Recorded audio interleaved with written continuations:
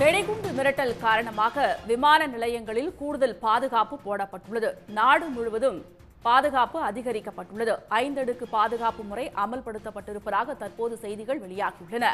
விமான பயணிகள் உடைமைகள், விமானங்களில் ஏற்றப்படும் பார்சல்கள் அனைத்தும் தீவிரமாக பரிசோதிக்கப்பட்ட பின்னரே அனுமதிக்கப்படுகின்றன. மேலும் விவரங்களை தருகிறார் நமது செய்தியாளர் ஜெய்சங்கர். ஜெய்சங்கர், இந்த அறிவிப்பு தொடர்பான முழு விவரம். அதாவது கொல்கத்தா விமான நிலையத்தினோட மேலாளருக்கு இன்று மதியம் தொலைபேசியில் பேசிய நபர் வெடிகுண்டு வெடிக்கும் என கூறிவிட்டு தொலைபேசியை துண்டித்தார். இதனையடுத்து உடனடியாக டெல்லியில் உள்ள விமான நிலைய ஆணைய அலுவலகத்துக்கு அங்கிருந்து தகவல் பறந்தது. அதனையொட்டி நாடு முழுவதும் உள்ள விமான நிலையங்கள் அனைத்தும் உஷார்படுத்தப்பட்டன. இதனால் அந்த நாடு முழுவதும் விமான நிலையங்களில் சோதனை நடைபெற்றது.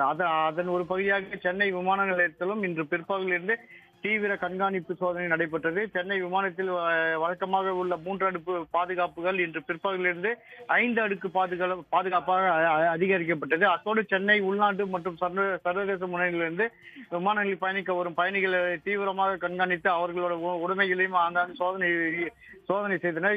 ஆனால் இதுவரை எந்த விதமான மர்ம பொருளும் கண்டறியப்படவில்லை. இதனை அடுத்து பயணிகளுக்கு கூடுதல் சோதனை நடப்பதால் சென்னை விமான நிலைய மூலமாக அறிக்கை ஒன்று வெளியிடப்பட்டிருக்கிறது. சர்வதேச விமான பயணி 3 மணி நேரம் முன்னதாகவும் மற்றும் உள்ளூர் விமானிகள் 1.5 மணி நேரம் முன்னதாகவும் பயணம் செய்ய சோதனைக்கு உட்படுத்த வேண்டும். அதனால் முன்பே வர வேண்டும் என அறிவுறுத்தப்பட்டுள்ளது.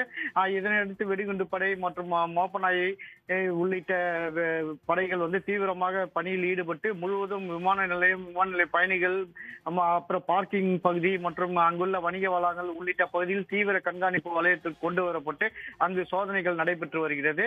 இதனால் சென்னை விமான நிலையமும் பரபரப்பாகியுள்ளது. விவரங்களுக்கு நன்றி ஜெய்சங்கர்.